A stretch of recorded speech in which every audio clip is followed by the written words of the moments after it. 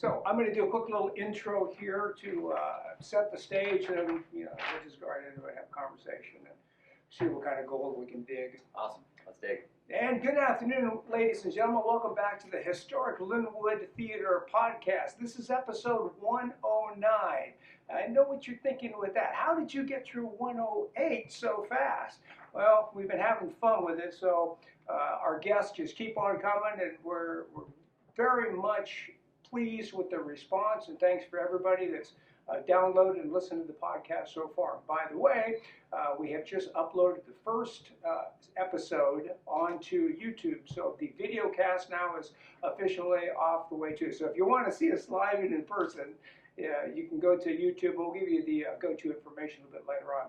But let's not get bogged down with the intro, because my guest today probably has some place to go here. So he's a busy guy, and it's absolutely a very sincere pleasure on my part to introduce you all today to our guest and podcast episode number 109, Islander Greg Nance. Greg, welcome to the show. Thank you for having me. Appreciate it. So let's go back and set the stage a little bit, do a little background thing. Yes. I can take my glasses off for this, and talk about your early years. You were born in Redmond. Born in Redmond. Okay. Don't remember any of that because by 3 months old, family moved to Nance Bay here on Bainbridge Island. Nice. And so yeah, all my earliest memories, playing outside with my brother and sister, mom and dad, swimming at the beach, climbing trees, playing at Rotary Field, just golden childhood. Ordway, onto Wilkes, Sakai, Woodward, and the BHS. Wow. You want to tell any stories about anything before BHS? Because we could spend a little bit of time there. Yeah. So the kind of one of my defining moments, I loved adventuring with my family over initially in the Olympics, and then before too long, climbing anything we could in the Cascades. And so when I was 12, did my first mountain climb. 12 years old, yeah. Mount St. Helens. Ooh. With my little brother, my big sister, and my dad. So this is after she blew. Yeah, after she blew. Yeah, after she blew, and just an amazing experience, kind of scrambling, climbing, and just the feeling of satisfaction and setting this really big goal. The park ranger said, "Hey, like, you guys, the 12 and 11-year-olds, you're not gonna be able to do it." And yet, my brother and I, we powered up, and just it was awesome. And I remember being just hooked on that feeling of getting after it, and the bigger the goal, the better. Absolutely. What a great goal. This comes as a result of your dad's passion for climbing? Dad is a passionate outdoorsman. Anything outdoors, my dad's into it, and that totally rubbed off on the 3 kids. There's a very good possibility that even though I haven't met Mike, your dad, yet, I probably met him a few times at the Kingdom. Hey. Because, why? You were a beer vendor. No, I was a customer. Oh, fantastic. I was on the other end of it. Nice. I said, hey, give me one of those. Give me a Coors Light. Yeah. 1983, 1984, my dad earned more in a day of beer vending at Seahawks games than he would, I think, in 3 days as a public defender, a criminal defense attorney. My goodness. Yeah. Really. And so, yeah, I was supplementing, family income. He had a daughter and then 2 sons on the way. And so. Incredible. Yeah. So he was doing both. He was doing both. He was doing both. And so I'm assuming then, in some of the days in the Kingdom, he ran side by side up and down with Bill the Beer Man. There you go. Yep, I'm sure. Let's just segue in for a moment here, because as you all know, here at the Historic Lynwood Theater, it took us 86 years before we got our beer and wine license. And now that we're up and running, it's rather popular commodity.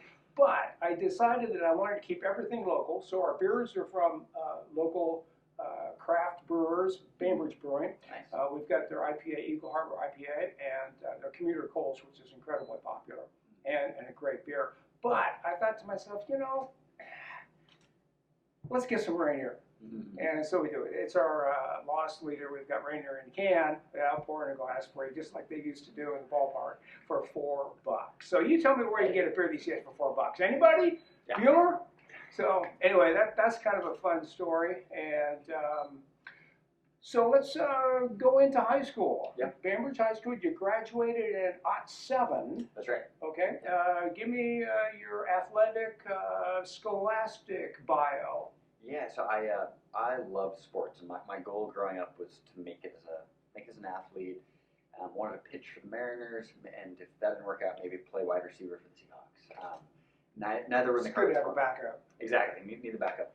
And for me, I had a life-changing conversation in 8th grade.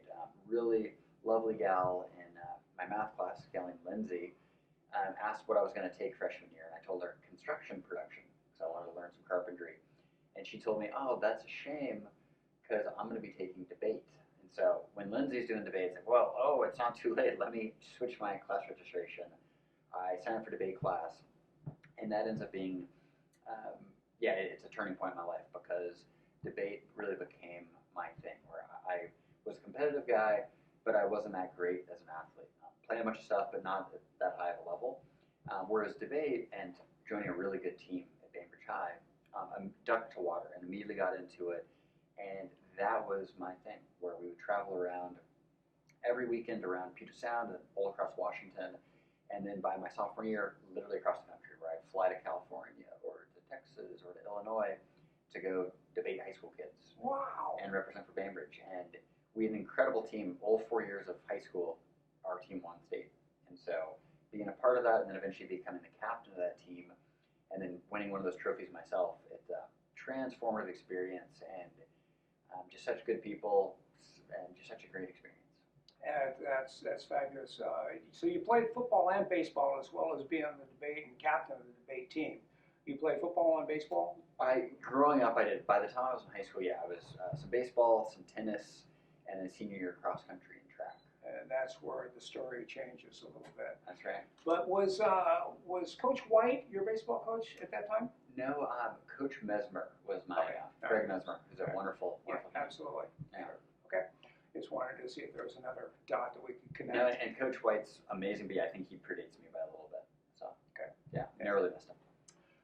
So senior year, you started running. Yep. And tell me, did that, you suddenly said, I think I want to run cross country, or did somebody come up and give you the nudge and say, hey, dude? I got a few nudges. So coaches growing up would say, like, my core skill in basketball or football or baseball, even tennis, is I'm quick.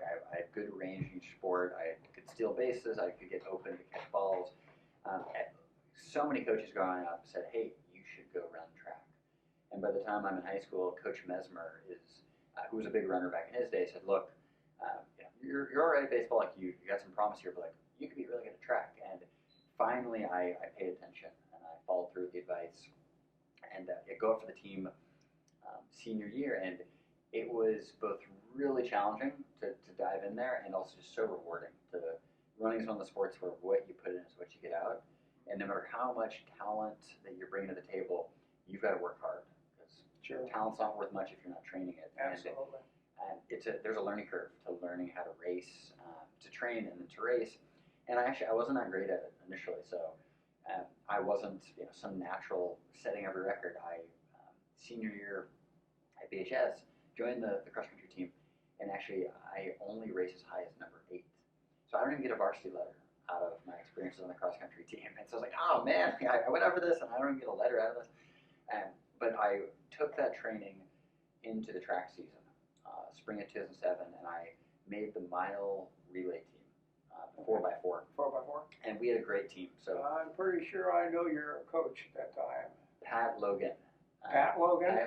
Yeah, incredible coach. And Gary Osmond was involved. That's right, Coach Osmond, yep. Coach Gary's a great guy too. And just had such an incredible senior season where 3 teammates that had a lot more experience than me, more talent than me, but really kind of pulled me up. And that was a life-affirming deal where I realized, hey, I love this, and I want to learn how to be good at it. And the route to getting good at it is work. And we're lifting weights after school, we're training hard in the hills, and we're racing. And by June of 2007, we are 1 meter short of the state championship. 1 meter? Yikes. So right there, photo finish, and it was both an incredible experience. Also, it left me wanting more. Like I gotta keep getting faster, getting better, and so kept at it. And really, I've been running ever since. What a great story. I wanted to up front begin our conversational journey today with Greg by quoting him. But we've already missed that. So at this point in time, I think what I'd like to do is give the quote that I was going to start the show with now because it seems appropriate. Opening quote, I believe, this is from Greg now, so the guy sitting to my immediate left here is saying this, I believe that the only limits that matter are those we place on ourselves.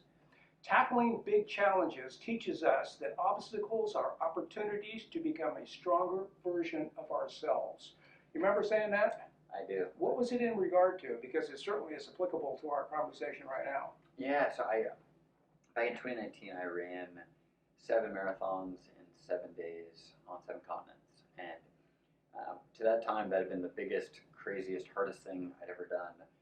And a lot of folks said, hey, like, that's impossible. There's no way you're going to be able to do that. Logistically, operationally, physically, mentally, spiritually, all of that. And what I realized in the multi-year preparation for that is that, like, yes, we can. And we are because we believe. And so if you believe, you can achieve.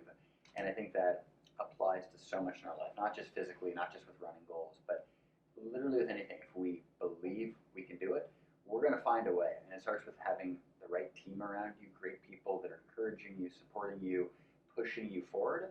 And then within each of us, there's a wellspring of courage that's in every one of us. We have to remember that, and we have to dig at it and train it and cultivate it. And it's there. There is a reserve within each of us that we can bring to the forefront. Amazing. And so true. But let's not get too far ahead. I got some questions on the 7 and 7 and 7. But I don't want to skip the interesting parts because after you graduated from Bainbridge, of course, University of Washington wanted you big time. But you had an appointment to West Point to go in the Army because, and researching your bio today, I found out it is interesting fact. Your grandfather was at Iwo Jima? That's right, yeah. Whoa! Yeah, so I'm the luckiest guy. I had I was born into a family of just really amazing people, and got to learn at the feet of 2 kind of towering figures, Grandpa Charlie and then Grandpa Kick, and both as teenagers had to go fight in the War of the Pacific. Grandpa Charlie, most notably at Iwo Jima, and then Grandpa Kick at Okinawa. Oh my goodness! Yeah, 2 of the biggest, kind of most fierce battles, and 2 of the most important. 2 of the most important, where we arguably.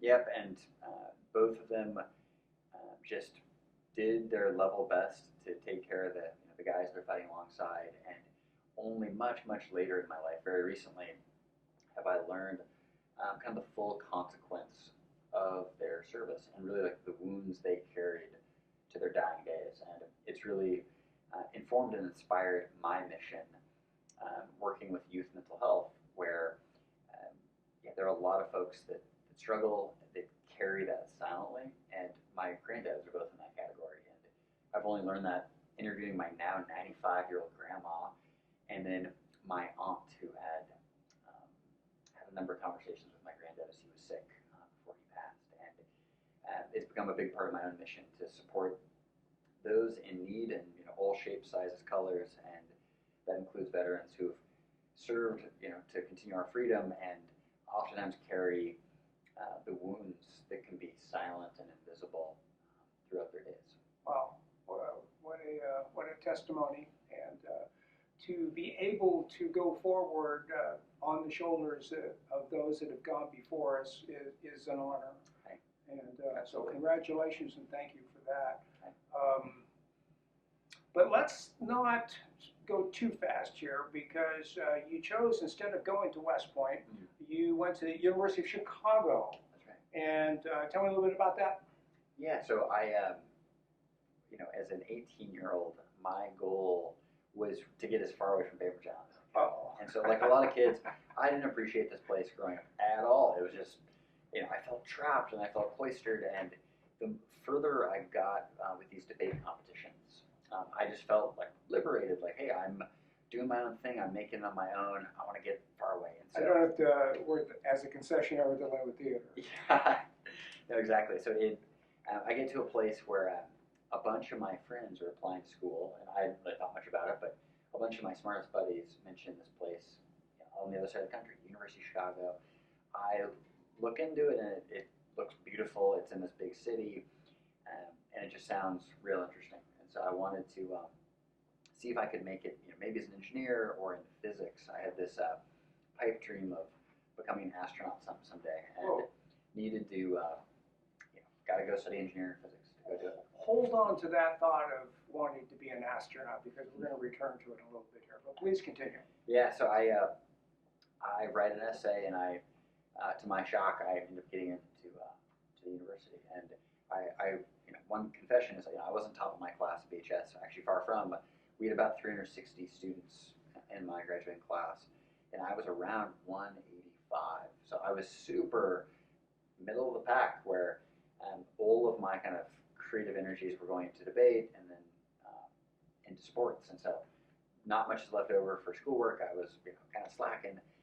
Got really, really lucky though that I'd been able to be a part of a great team and then lead that team, and we did some good stuff. And so I think the university was willing to overlook the mediocrity on my transcript to give me a shot. And once I was there, just wanted to make the most of the sort of second chance that I had. Excellent, excellent.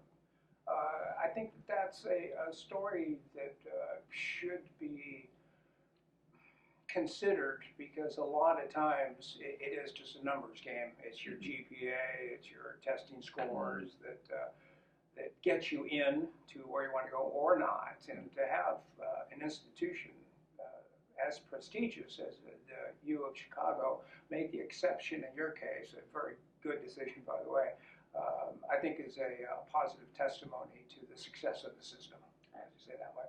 Perhaps maybe it's unique to Chicago.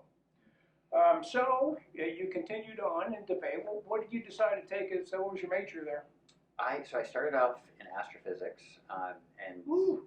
yeah, and it's amazing. I mean, you've got all these incredible instructors that bring the subject to life, but I quickly realized I could do the work. It would just take me a lot longer than my classmates, who the stuff came a little bit more naturally too. So I worked and worked and worked, but wasn't really cutting the mustard. I was kind of like bringing home C's, and that's with a full effort. So I was like, oh, yikes.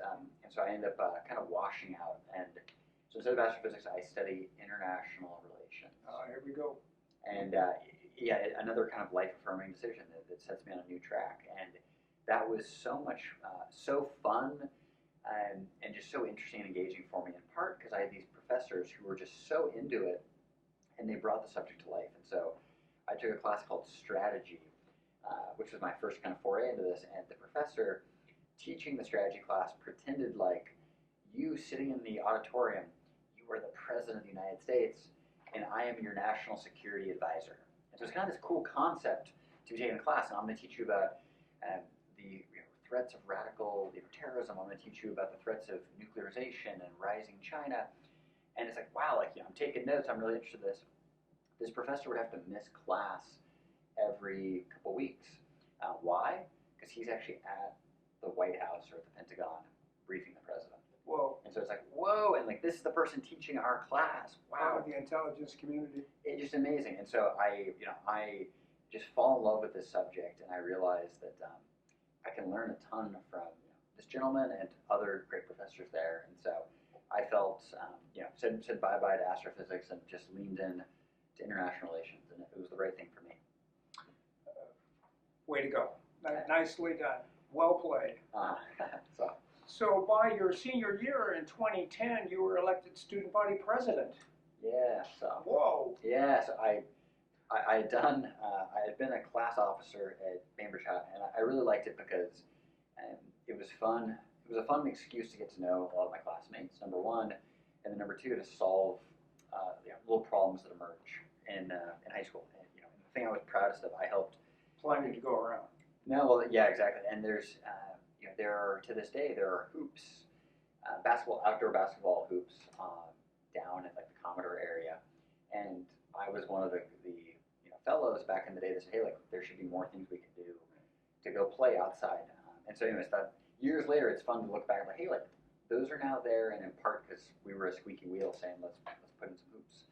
So when I'm off in college, I want to make friends, and I want to make the campus experience as good as we can. So yeah, get involved, and when you get involved and you keep showing up and you keep connecting, good things happen. And so in my case, there's an opening for the SG president, as we called it. So I decided to run with two of my friends, and we ended up winning and having a really memorable senior year working on these big campus issues. It's a tough, it feels Sisyphus, and you're pushing a rock up the hill, but you can do some good too, which looking back at it, we're proud of what we were able to do. So you're out of college and your degree in, is that poli-sci?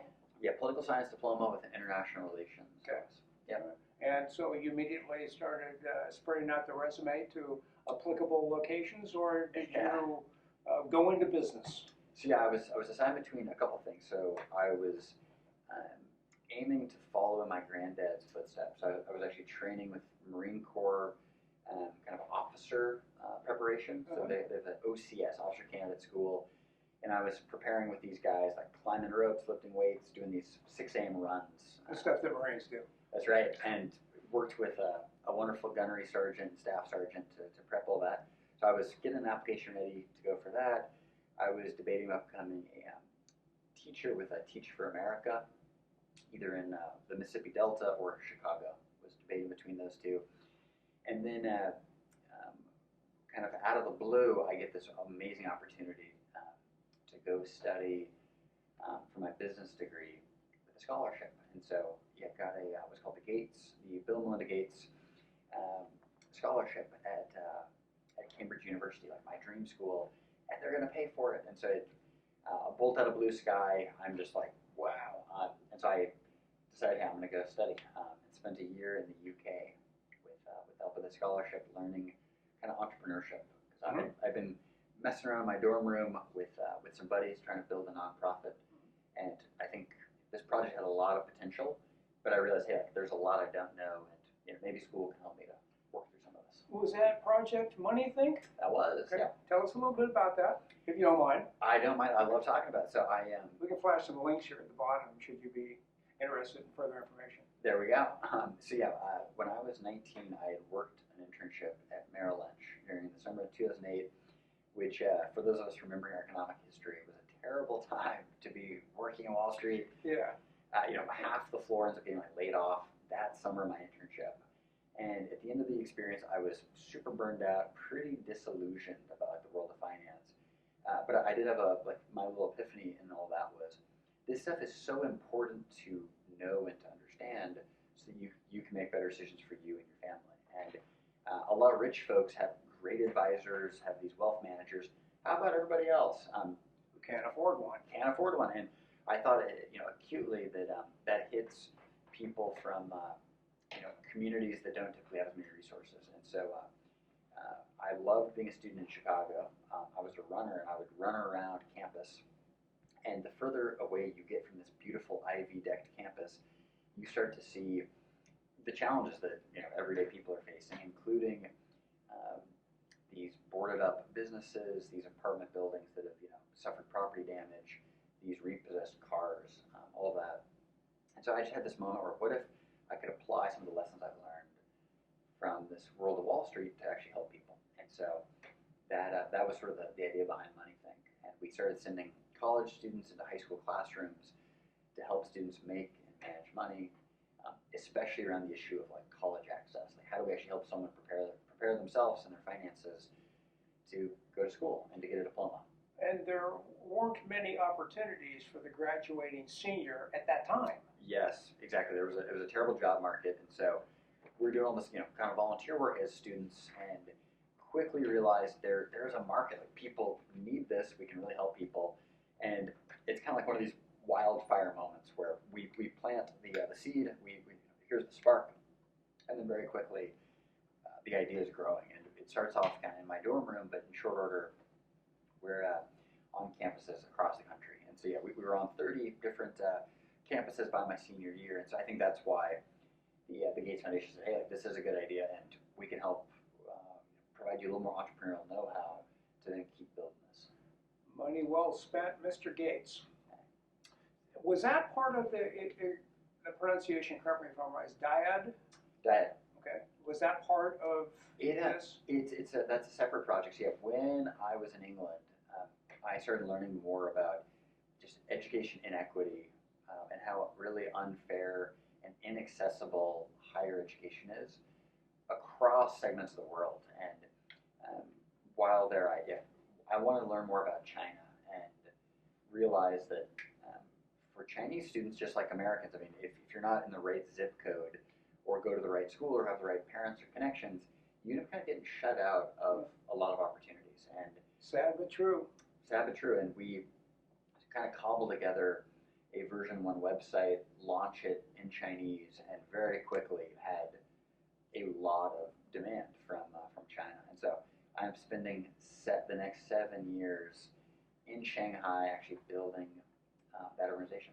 Did you get any blowback from the government, from the Chinese government about this project? Initially, it was the opposite. So within a month of living in China, I am on a stage in Beijing with an American flag in front of me, shaking hands with this fellow to like sign a big partnership to like get free office space and to get a big grant from the Chinese government to help us get started.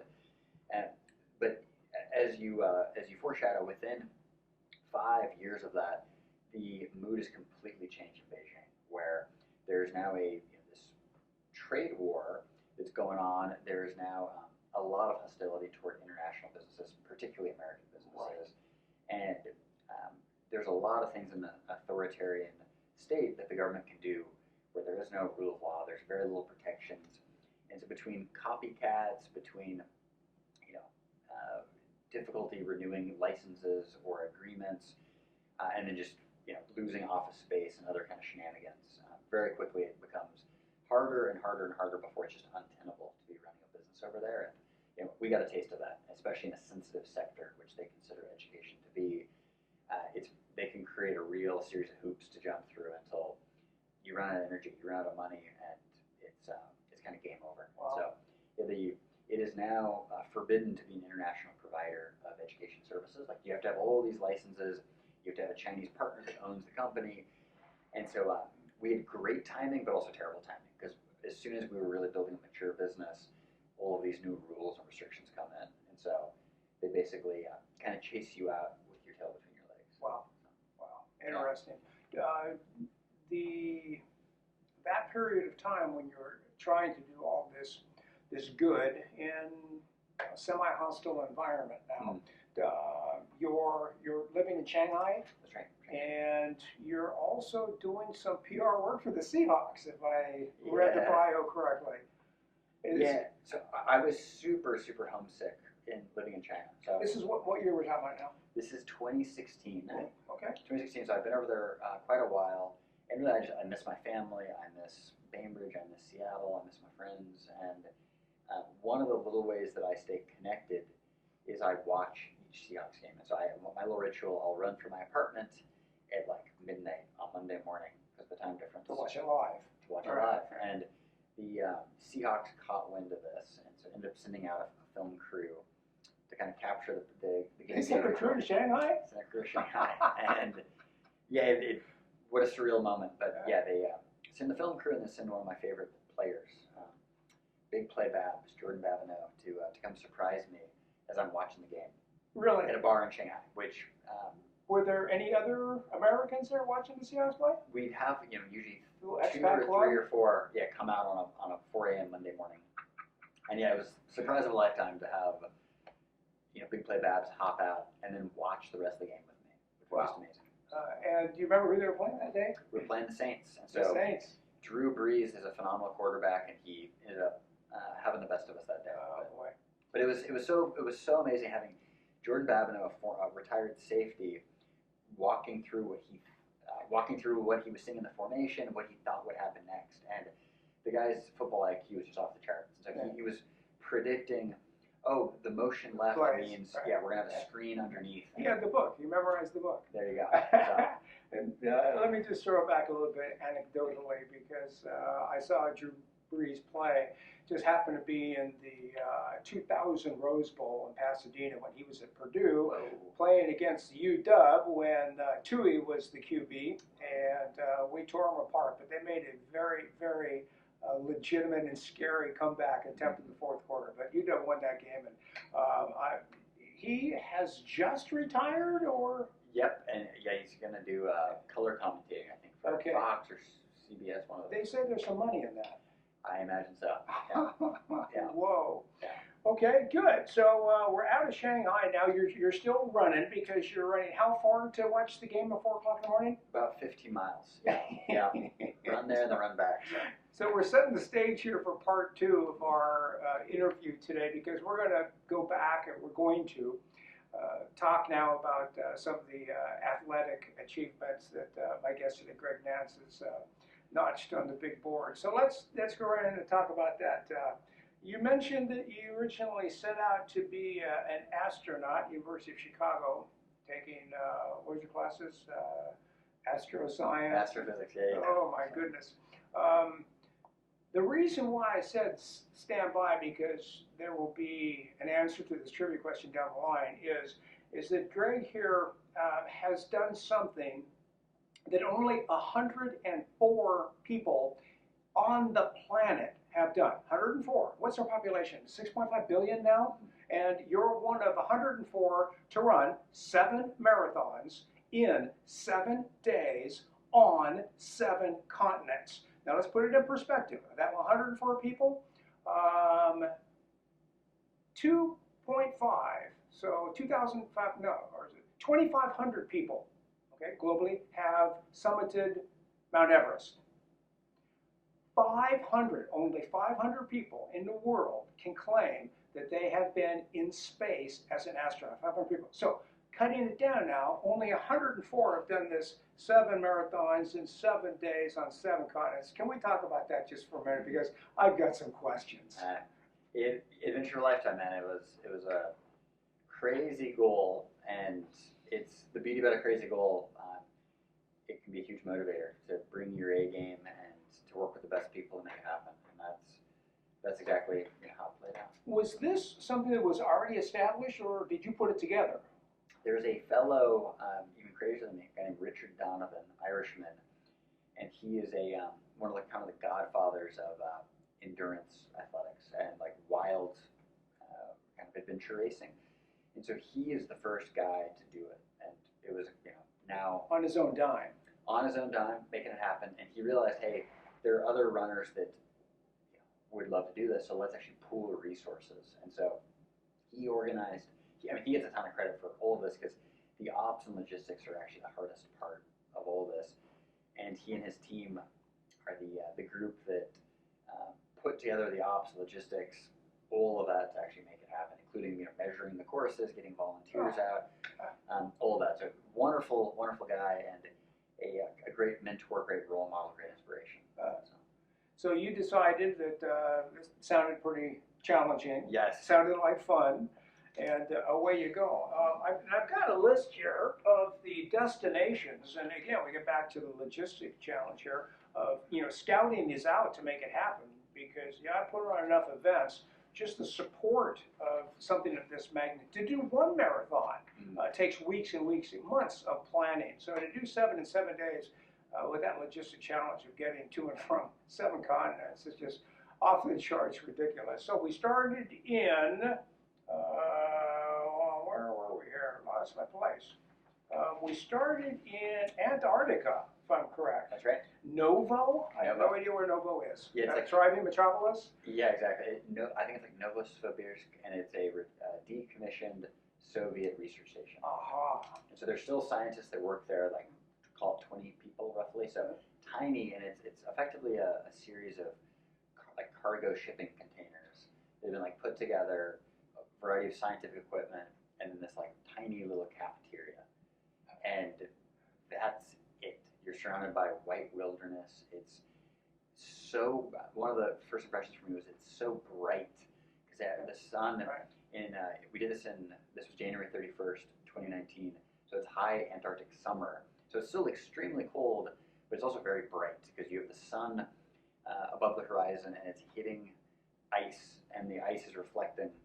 So it's very, very bright, but it's eerily, spookily quiet. The only sound is the crunch of ice under your feet and the whipping wind. So you did do it on the frozen tundra. There wasn't a track or a course cut out. No, you're on ice, and it's 26.2 miles of crunch, crunch, crunch, crunch. So when you did this incredible event, how many people were in that particular group? I think we had 41 or 42. Wow. So yeah, there's a variety of us, and the amazing thing about this is everyone is a experienced endurance athlete. So like I felt like I was like the rookie out there. There are folks who've been doing this for a long, long time, very accomplished, level, and it was special getting out there with folks that I've been reading about or I've seen in magazines or whatever, and we're getting after it. And that day in Antarctica, it was such a special one, making this dream come true, and worked real hard, pushing it, ended up finishing seventh out of these 42 folks, and yeah, I felt really good about, hey, like I'm in this, I'm in the thick of it, I'm a few minutes off the leader, like this is gonna be a great week. Was my So you guys are competitive, but were there any women involved? Lots of women involved, including some phenomenal athletes. Wow. Yeah. So it immediately turned into a race. There was no doubt. Everybody wanted to do the first one back. Yeah, everyone's competing, and mostly it's against yourself. Of like, how can I deal with this adversity that's surely to come? Because as soon as you finish in Antarctica, I mean, we're put into a recovery. We're in a literal shipping container with like a couple bunk beds, and it gets very real very quickly. Where a woman is brought in who is like blue. Oh. She is in a kind of hypothermic shock. And you don't have any medical on the staff. Well, luckily they brought a doctor, and the doctor is trying to revive her. She ends up getting basically into a sleeping bag after giving, I think some kind of medical intervention. She's trying to warm up, and then 30 minutes later, a second lady comes in who has her ribs are completely black. She suffered a terrible fall out there, cracked ribs, and another person comes in with hypothermia, and it's just like, wow, like it's very real, and this is just the beginning of. This is day one, because you got to run another one the next day in. You go all the way to Cape Town, South Africa. 5-hour flight due north. We're into Cape Town, and it is high African summer. Oh my God! So instead of sub-zero now, it's 95 degrees kind of deal. And this is where the race gets real hard for me, because I didn't actually feel my best in Antarctica. I felt my stomach was kind of troubling me by like mile 18. I was hopeful that would pass. It didn't. I felt worse in Cape Town, and actually we run a lot of this along a boardwalk, which is so beautiful. You've got the sea right there. But for the first time in my running career, I had pretty intense vertigo, where it felt like I looked out on the waves coming into the boardwalk, and then all of a sudden the boardwalk is now a rolling wave. Yikes! And I basically go to 2 knees on the ground, and I'm just sitting there for minute after minute, hoping this will clear, and it only partially, and so it super dizzy, feeling really like nauseous, and very, very overheated. Probably a little scared. Yeah, I mean, there's definitely some fear creeping in, like what in the heck's going on, and how in the world am I going to finish this? Are you guys self-supporting here, or are there aid stations along the way? Luckily, there are aid stations, and including there's a couple doctors that I've become very closely acquainted with during this week.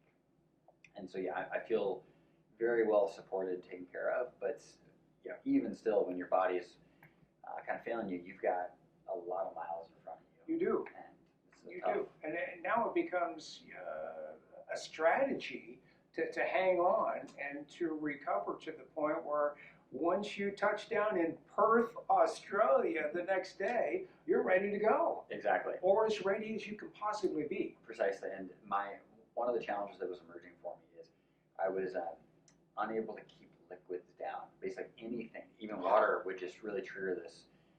You're in the red zone. Lights are flashing. Lights are flashing, and I'm unable to hold liquids, which that's bad enough, but then your body needs electrolytes, sodium, magnesium, potassium, in order to do very basic functioning. I mean, that's how your body, you need an electric charge for your muscles and your nerve system to work. And I was getting kind of dangerously deficient in that, and so the result is, every runner has dealt with cramps before, but usually potassium. Yep, and when you've got a shortage of everything, it is just you can look down and just over and over again, you're seeing your quadriceps, your calves seizing up, and trying to run a marathon and then another and another like that is a tough one. One of my coaches along the way was working on a theory that the reason why we have cramps is because it's your internal biological circuit breaker system. So you start getting a cramp because your body is saying you need to slow down. You need to take on some water. You need to get some electrolytes. Yeah. And while you're doing that, you should probably reconsider your motives. Right? So it gets worse. So you get a cramp. In these conditions, in your calves goes to your quads, goes to your glutes, it gets into your stomach. Pretty soon you're in the danger zone. Yep, yep. And I felt I was in that danger zone for 5+ of these runs, as it turned out. The kind of inside me during all of this is I was so excited for this. I've been training for so long. I had this was my first race where I was getting paid. So I'm like doing it like a pro. I'm wearing somebody's colors. I'm wearing somebody's colors. I got their logo right here, and you want to tell us who it was? It's a group called Wentworth, which was incredibly supportive. And Wentworth not only is paying for all of this, it's a very expensive deal to fly around the world for a week in a private jet. Big enough to have for everybody, the entire event? For me. For you. For me. Which that's quite a bit by itself. But so I'm feeling let down. I'm like letting myself down, but I'm like, this sponsor is expecting me to get on the podium. Like I feel like I'm capable to race for a spot on the podium, and yet here I am kind of languishing, feeling super down and out, and the gap in those expectations of like reality versus what's going on. My expectation versus my reality is so wide, and the pain is so intense. I am in a really bad headspace, and by the end of I don't blame you. Yeah, and by the end of all this, so we go from Perth to Dubai to Madrid to Santiago, Chile, and then up to Miami. By Miami, there's this huge finish line party where there's like TV cameras. My sponsor has flown in 15 executives, and literally as I cross the finish line, I'm being sprayed with like a champagne shower. Yeah. They're spraying me with champagne, and part of what I haven't mentioned in all this is part of my story at BHS and on to college and in business school. I was really living kind of a parallel life where I'm this high achieving guy going off doing this stuff, and I'm also privately struggling, and I'm struggling with my mental health, and increasingly I'm struggling with substance abuse, beginning with alcohol, and then kind of ramping up to pills, to painkillers as well, and really that moment getting sprayed with champagne at this finish line, as I'm feeling a lot of physical pain. My legs have been cramping for 5 straight days, and sort of the mental pain of all this. We talked about the business challenges. Well, a lot of this is coming home to roost right in this time period, where I end up going back to my literal 5-star hotel that the sponsor's putting me up in. This is Miami. This is Miami Beach. It's a fancy hotel, and that night, for the first time in over 7 years, I'm looking around the minibar. There's actually no alcohol in my room. And then for the first time in 7 years, I try to score painkillers. And so I do this big, epic, big deal. There's all this sort of public, like rah-rah, and it's very triumphant. But that's only half the story. Exactly, because privately I'm really dealing with a really big kind of personal failing in this. And I'm feeling just lower than a snake and all of that. And that disequilibrium of and really like just it feels like I'm just like this total like fake, I'm this total fraud, and that is like just really hard to process and to deal with. And from that kind of new low point and that new kind of rock bottom that I'm feeling on the wake of this, it is actually, I'm now realizing, really the foundation for all that's ahead in my life, because I was in denial for all of those years about the magnitude of the challenge I was dealing with. I was in denial about previously struggling with alcohol and with painkillers. And not only am I lying to the world, I'm lying to myself. Right. And in the wake of all this, actually I go to therapy for the first time. I start working with a counselor. I work with a mindset coach. I start writing about my experience, and I start being honest first with my friends and then with my family, and then using my little platform as a runner to connect with people and around mental health and around recovery. And the last 3+ years have been just such a wonderful gift and such a wonderful blessing, living more openly, living more honestly, where my life has completely changed in those 3 years by being true to myself. And that is really the gift and the enduring blessing that the World Marathon Challenge, the 777, has really Well, you had to go through all of that to get to the meaning and to your mission and what you're going to do about it, where you're going to go with your story, and that's an incredible one. Which brings us right to quote number 2. You're going to love this one after that story. This is quoting Greg now. I'm passionate about using technology to boost college affordability, youth mental health, and addiction recovery. I tell you what, you just picked 3 of the most important issues of our day. So, yeah, having to go through what Greg went through in this one particular event, because we're going to get to others here momentarily, is an amazing testimony to your character. So when you say that you were having doubts about your person, your character, your humanity during that particular period of time, to me, that says you've got a very, very high threshold. And you recognize these things and challenge yourself in order to pay forward the story in order to potentially help others. Kudos, my friend. Hey, thank you. 7 marathons, 7 days on 7 continents. Wow. You know, but that's not even... as awesome as that is, you just finished last week something that arguably may be even more daunting. And we're going to get right into that one. Greg decided, I don't know what the impetus, perhaps it's just a carryover of this existing philosophical approach and your call to action, decided that he was going to run across the country. So starting in Long Island, New York, you took off, and 3,156 miles later, in how many days? 84. In 84 days, you showed up in Ocean Shores, Washington, a little bit to the west of us. Give me the background. Why did we do this, my friends? Yeah, so... As if I can't guess. So if you rewind to England, one thing I don't mention during the kind of resume review to start off was that was actually some of the hardest moments of my life, in part because I was really struggling with kind of this dichotomy of my life, where on one level I'm a scholarship student doing living out my dream. On the other, I'm really homesick. I'm struggling with drinking, and I end up completely blowing my scholarship stipend to the point where I'm missing rent. The provost is yelling at me. And again, just feel really, really down and out. I run in December 2011 my very first ultramarathon. It's a 50K race on the south shore of England, a place called the Jurassic Coast. And it was an amazing, empowering, just wonderful experience for me.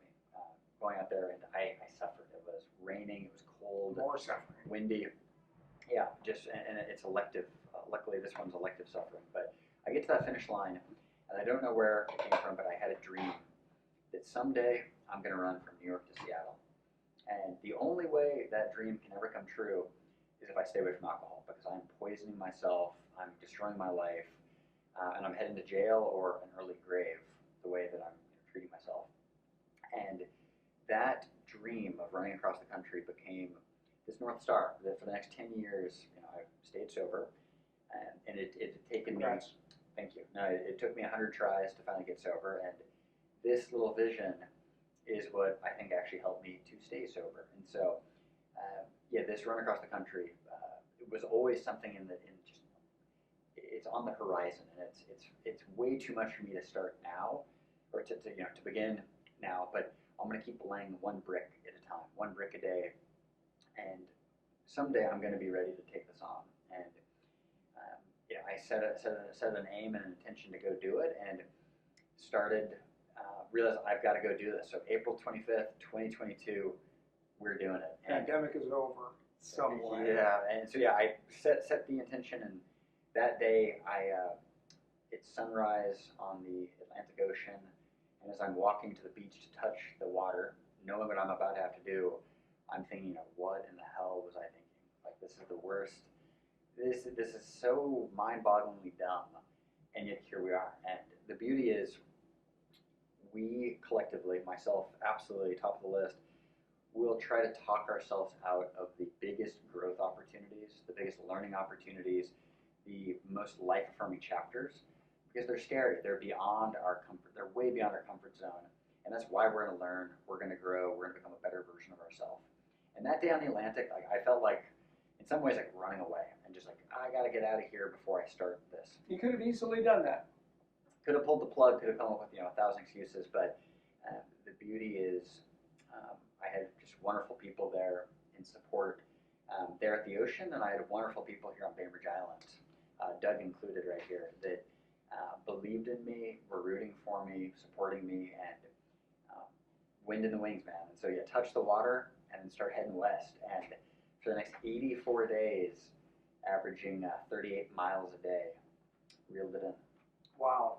And that part of the journey, which I'm sure you did a lot of strategic planning on, I'm just going to list the names here of the 13 states that Gray ran through: New York, New Jersey, Pennsylvania, Ohio, Indiana, Illinois, Wisconsin, Iowa, Minnesota, South Dakota, Montana. I can't even drive across Montana.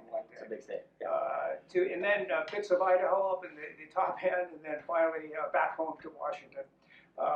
Just 3,156 miles, an absolutely incredible journey. And you did it as a fundraiser? As a fundraiser. And tell us about the beneficiary. Yeah, so the slightly long-winded answer here is I was a deeply broken person in February 2019. I just lost my business. I had lost the lady in my life. We had been dating for a year and a half, very wonderful person. We break things off around this time. And I built so much of my identity around these two things, being a startup CEO and then being a partner to this lady, that I was just deeply broken. I didn't know how to define myself. I didn't know what I was really living for. Who am I? Who am I? And deeply dark moments without, and so really I turned to the one thing in my life that I can count on, running. And I realized I need an outlet beyond running because I'm still in so much pain. I can't actually run. And so I hobble out the door and it's like, I can't do it. Like, I'm breaking my body by trying to do this. And for the next 3 weeks, unable to run. And this is the longest window I've been unable to run since I started. And so that forces me to look inward in a way that I just hadn't. And I begin writing. And this little writing project takes on a life of its own. It becomes a short story and then becomes a film treatment. And this becomes really like the kind of overview of a documentary that we seek to make about a cross-country run to explore America's addiction epidemic. Wow. Because by me opening up, I quickly realized, like, man, I felt so lonely for so much of my life, especially regards to challenges I've had with drinking and drugging. And I was never alone. Like, I felt alone, but I wasn't. I had great people in my life. A lot of those people were also struggling or had a loved one that was struggling. And my mission became, I want to tell this story in a film to help people navigate the question of how can we best support those in need. And in the course of making this documentary and filming and interviewing folks, I heard, I've connected with hundreds of people that are in some phase of addiction, either in active addiction or in recovery or within relapse, somewhere in the cycle.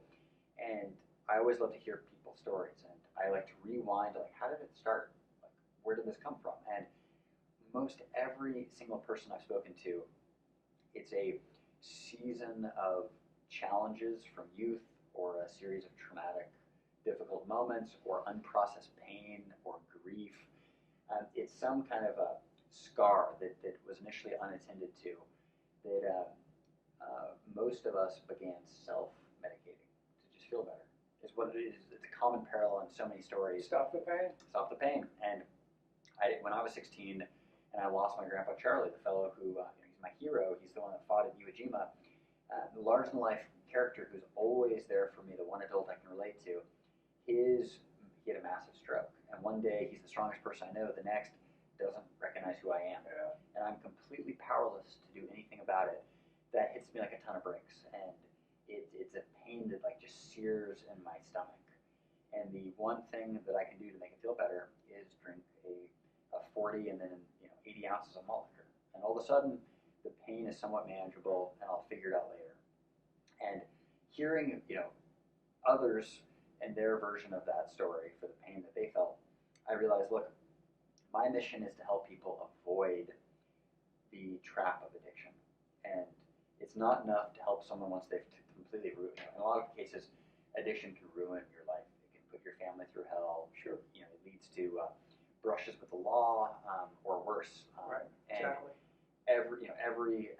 the 40 million Americans dealing with addiction, it's a personal tragedy. Every single case, and we're not only failing those people and failing their families, failing their communities, we're failing society. Like, we need to come up with solutions to fix this before it's totally broken and busted. Yeah. And all of that long-winded preface to your question. So what's the beneficiary?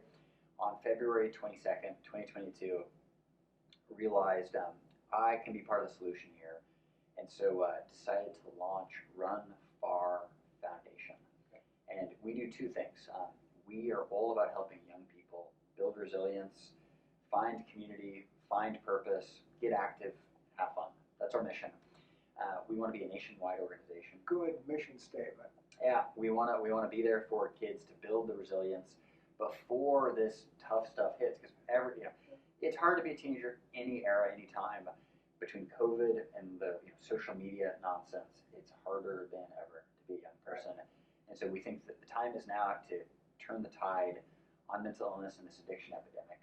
And so our model, we do two things. Number one, this fall we're going to be piloting Run Far Clubs, which is it's a running club with a purpose. So imagine you're a middle schooler or a high schooler after school. You get together with your buddies and you have a new pair of shoes, you have a new pair of shorts and a cool running shirt that you can go out and run and train in, and it's fun. But it's not just a running club. You're picking up litter while you're out running. You as a group can decide we want to plant a community garden, or we want to paint a mural, or we want to mentor younger students. We want to do an art project together. And so it's running with a purpose. And then the second arm of this is kind of a community grants. And so if you have an idea as a Run Far Club member to improve your community, but it's going to cost $200, we never want these resources to get in the way of you building community, building mental health in your community. So. Wow, what a beautiful concept, top to bottom, start to finish. We have a couple of things that we could team up on, and the one that just became readily apparent in your dissertation was we do a lot of private parties here at the Historic Lynwood Theater. You can rent out the auditorium, but I think in this particular case, it would be a fun thing to do to call it, to tag it, a fundraiser for this particular cause, and show a running movie. If you're around, you can introduce it. I will do likewise, and we'll put it out there to the public, and we'll invite everybody in for free with a donation. So if you got 50 cents, fine, there you go. If you got $50, fine. And we'll split the proceeds, 50% to you, and the other half goes to us for our renovation fund. I love it. What do you think? Let's do it. Well, let's just move right in then. You were talking earlier about the loneliness of the long-distance runner, and have some familiarity with that. So let's, if we can, this is off the subject, but then again it isn't, because you will recall that after all, our podcast is about the movies. So I want to segue with that loneliness of the long-distance runner into what is your favorite running movie? My favorite running movie is called Running the Sahara. And it's the true story of three friends who ran across the Sahara Desert in, I think, the year 2006. And they did it to build wells across the Sahara Desert. Narrated by Matt Damon. It stars three runners. It's a documentary. And it's absolutely amazing. Wow. True story. And I think you get it on maybe Amazon is where I watched it. And it's absolutely amazing. You will leave inspired that your big crazy dream way more possible than you ever thought. Maybe we should show that at our event. It'd be incredible. Let me run down some lists of the, because it's been asked several times. I even asked Governor Inslee when he was on our show 3 weeks back what his favorite sports movie was. So we opened up the genre a little bit, and Jay said, well, What did he say? What's that? What did he say? He said Breaking Away. Breaking Away? Yeah. Okay, I haven't seen it. A cycling movie. Is it? All right. He's an avid cycler, and it's a great feature, a great movie. I'm going to go down and list a couple of the many running movies. I was surprised when I Googled this to find out how many running movies are out there. And if you want to make any comment along the way, do that. But we'll try and roll through this pretty quick. Personal best, good movie. Running Brave. My favorite running movie of all time is called On the Edge, 1986, starring Bruce Dern. And it's about the Sea to Sky race in Sausalito and into Bolinas, and it's a great movie. Running Man. A lot of people don't think this because it won Academy Awards, but Forrest Gump was a running movie. It's a great movie. Yeah, love Forrest Gump. Without Limits, which was one of the two in 97, 98, done about Steve Prefontaine. And the Without Limits is arguably the best, and it's with Billy Crudup and Donald Sutherland, played Bill Bowerman. St. Ralph, Spirit of the Marathon, Long Green Mile, Finding Traction. Another one of my favorites because the book was so good, Unbroken, talking about Iwo Jima. The story of Louis Zamperini and the Olympics and his time as a POW. McFarland USA. For those of you that haven't seen this one, it stars somebody that's been in an awful lot of sports movies. He's been in a cycling movie. He's been in a baseball movie. He starred in a golf movie. And now he stars as a coach in this running movie. And he works with kids. I highly recommend it. McFarland USA. Race, which came out in 16, about Jesse Owens. Boston, the documentary, came out in 17. Good one. How many times did you run Boston? Not 0, and I can't wait to change that. Okay. So. I was fortunate to be, I ran in the 101, so the year after the big one when they opened the gates, and they had, I think, 40,000 people. There's my self-plug of the day. And then the second Prefontaine movie starred Jared Leto. Which I love this one. Yeah, I actually haven't seen the other pre-movie, but Jared Leto is a very believable and compelling Prefontaine. And they do a great job. They both go in a little bit different directions, but the subject matter remains true, honest, and forthright. Icarus, interesting enough, talking about drugs in sports. Phenomenal doc. Yeah. We had, as my guest a couple of weeks ago, I'm sure you're aware of him, the island's only male professional cyclist, Keel Reinen. Awesome. And he was talking about our conversation at one point branched into his personal goal, along with his team, of getting drugs out of professional cycling, performance-enhancing drugs. But a lot of times it's just drugs, like the transfusion was all about getting the used blood out and replacing it with the new stuff, so that when you're doing a TDF or a stage race, and you have to, as you're well aware of, compete at the highest level in the world in this genre, in cycling, but then you got to get up and do it the next day. Yep. Yikes. Yep. So somehow or another, I wonder what that was, drugs started coming into the scene, and well, we all know the Lance story. So Keel was very, very honest and insightful about what it was like to be both an individual going through all of that and as part of a team that was doing that. And his team was particularly responsible for putting together the testing crews. And I didn't know this, but their salaries come out of the athlete's pocket. Whoa. So they're paying There's a guy in the game in a massive way. to support and to test themselves. Wow. I thought that was pretty incredible. Kudos to Keel. Yeah, incredible inspiration. Absolutely. And you guys know each other. I grew up with his little brother, and I don't think I've met Keel. I'd love to. Good man. Yeah. Quality guy. Where would you like to go with this as we start to wind it down a little bit? Yeah. Well, I want to say a couple things. Number one, I want to say thank you, because this island, this wonderful community, has just been above and beyond for me throughout my entire journey. And I think back to Pee Wee football days, Little League days, all the folks that literally bought like my little car wash tickets to help me like buy my pads for football. And I didn't have the money to travel for debate as a high school student. The community helped me make it happen. I received a number of scholarships from like whether the local Rotary, the local Best, and the Schools Foundation, and that has been the story throughout. I mentioned Money Think. That is funded by a lot of Islanders to this day. We're now a full nonprofit with a full team, still funded by Islanders. Run for our foundation. We have over 200 donors from the island. Wow. And so I am just the luckiest guy to be from here, to be nurtured and encouraged by this community. And so I want to say thank you to folks that have both contributed to my journey directly, and then for paying it forward in the causes that you care about. And one of them that means a great deal to me is Bainbridge Youth Services. And so BYS, local nonprofit, doing amazing work for teens. And so if you haven't heard about BYS, it's a treasure trove. I went through these programs as a teenager on the island.